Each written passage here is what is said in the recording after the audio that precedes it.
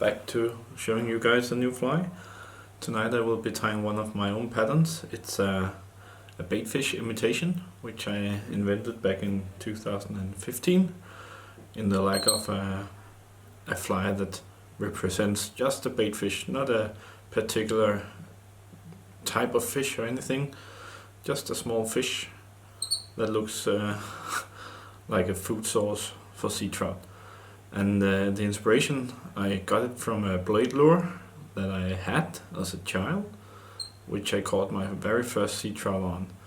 So it wasn't like anything fancy. It was actually not very lively or alive in the water compared to some of these spinner blades or rotating blades. It was very, very neutral, but it had like the colors that I believed in. It was blue and white and a little bit of red as gills, somewhat like this fly, which is what I'm going to tie for you tonight.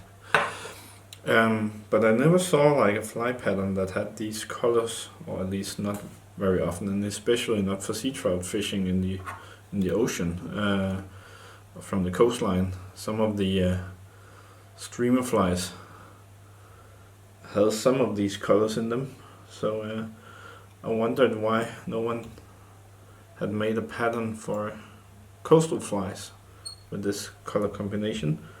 So I decided I wanted to do that. And shortly after, my son was born and we named him Arthur, and I thought it was a nice name, and there you go. The Arthur fly was born at the same time. So this is a little story. It's a very simple fly. You put in a marabou grizzly haggle as a tail here. Only one piece, otherwise it gets too thick in my opinion. So as you see here, and then it's composed of a peacock curl body.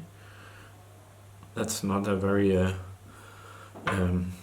what we say common thing to use as a body material. Often today it's dubbing all around. And then we have the beak chain eyes here. So, and then we have a foxtail as a blue wing, crab fur as a kind of the stomach of this little baitfish, and then a little bit of red haggle for the gills. So I can only recommend you to really tighten up these and give them a lot of wrappings in terms of securing it, because it's just so annoying when your eyes are uneven distributed. Sometimes I put in the eyes from the bottom. I think that sometimes it's actually better. So if you don't do this probably in the right level, then you will see the fly tilting. And I have experienced that putting them down from below is actually sometimes in favor of getting the fly to move correctly in the water. So the eyes are there to display eyes, of course, but also to give it a kind of a jiggy effect when you retrieve it in the water, so it's diving up and down when you retrieve it. Alright, so now I'm onto the body, and as I said, it's peacock curl. So a lot of these fibers here from a peacock, and because it's a long hook that I'm using, I'm probably gonna take a few bunch to wrap the body material. So I take 4 or 5 strings, attach them like this, place my thread here so I can secure them later, then I just turn it around like this as if it was a haggle. And to be honest, I think it's a very nice material, peacock curl, especially for body material for this fly, and I'm really not sure why it's not used more often. It's a great looking material when it comes to water. All the green reflections, it's just very cool. Alright, see here.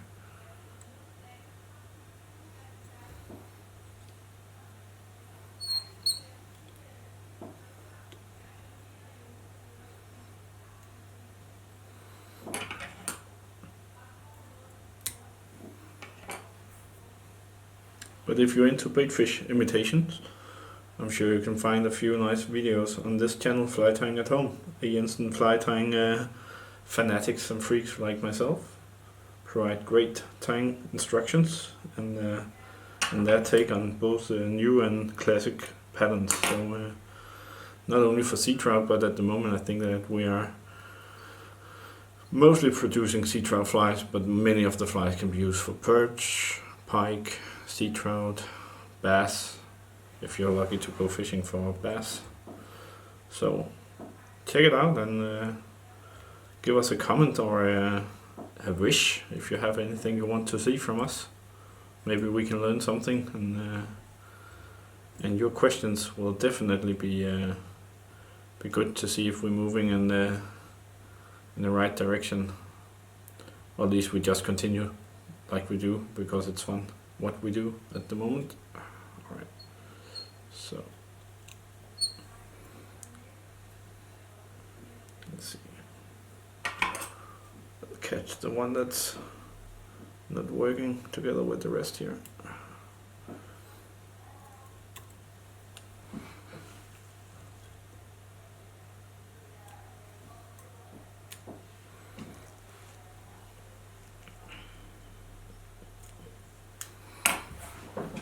Alright. The last couple of hurls and then we're ready to put on the wings of this fly, make it fly.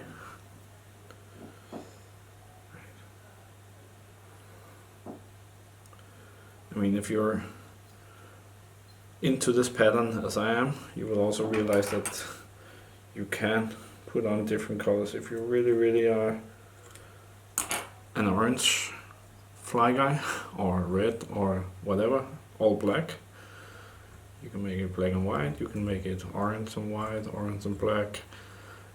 I just like blue, and I think it's also the story of where this fly is coming from, so I would say that it needs to be blue. But I mean, if you fancy this and see the idea as well as I do, and I can promise you it catch fish. I brought it like 4 days ago on a fishing trip with a dropper fly in front of it, and caught a very nice, I think it was 45 centimeters sea trout. I mean, I had a few strikes and followers as well, so it definitely proved that it got the job done.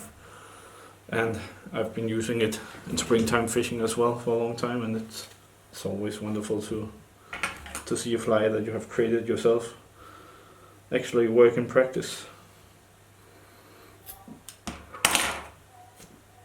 Normally I'm a big fan of using shrimp flies, so this is at least something a little different from those, and one of the flies that I actually really believe in when I put it on.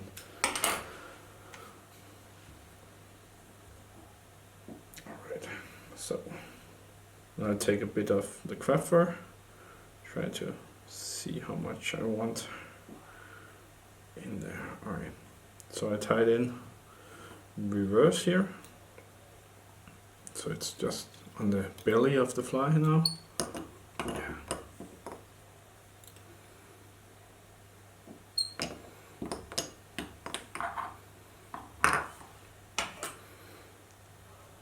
Cut this off.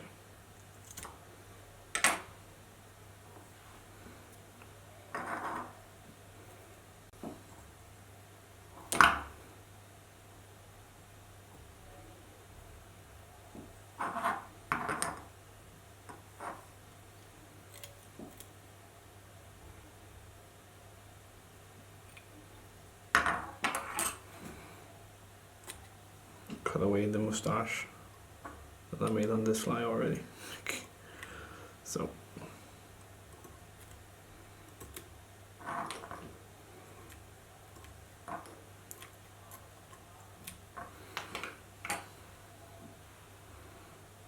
now it has a nice white base down here along the body and out towards the tail.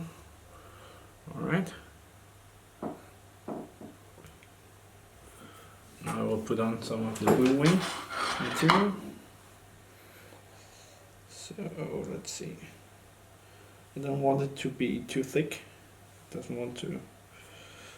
want it to be like overly thick and overdressed in terms of using too much material. And here I do the same. I tie it in the opposite way.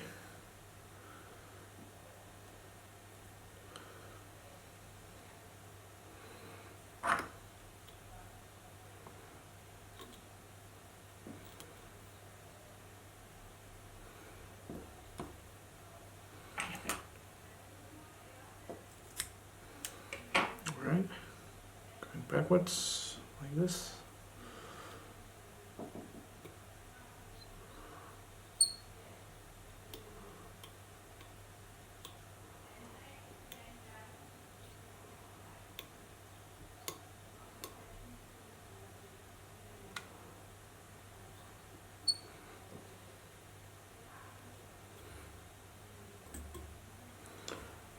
So actually we could finish off the fly now, but I think it looks really cool when you attach these red gills on it.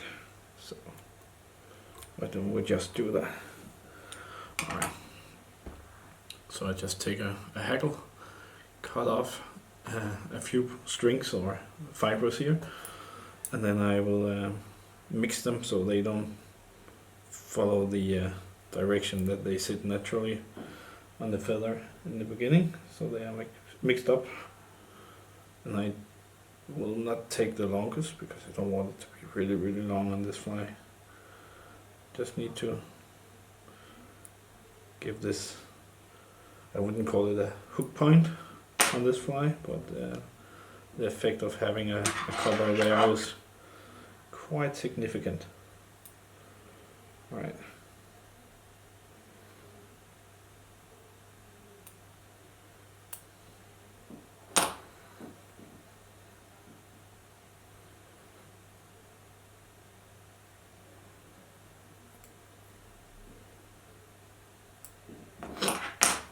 Yes, I think that's it.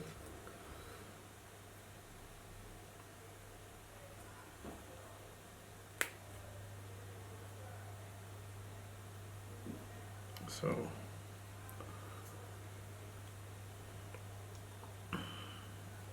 I will try to do the same here, tie it in reverse, then fold it back in on itself. So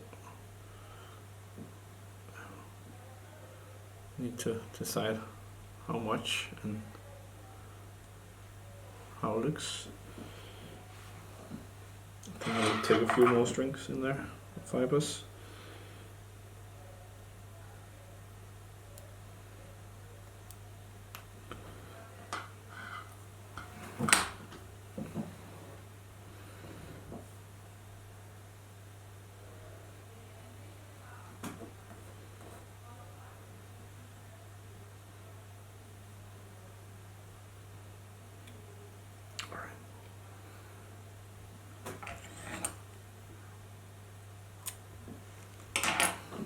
And I keep some of the red fibers that I already placed there for double use. I will try to spread these out even more.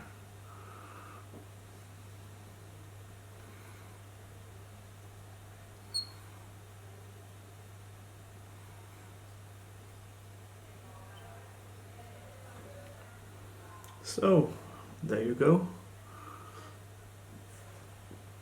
That's actually a decent fly. If you want a cleaner finish out here, in terms of finishing off here, you can put in a little bit of dubbing as well. I would go for a blue or maybe a white if it was me, but I think that this fly is a-okay as it is, and it would definitely work for sea trout. So thank you very much for watching how to make the Arthur fly, and I'll see you back here another time, I guess. So bye bye.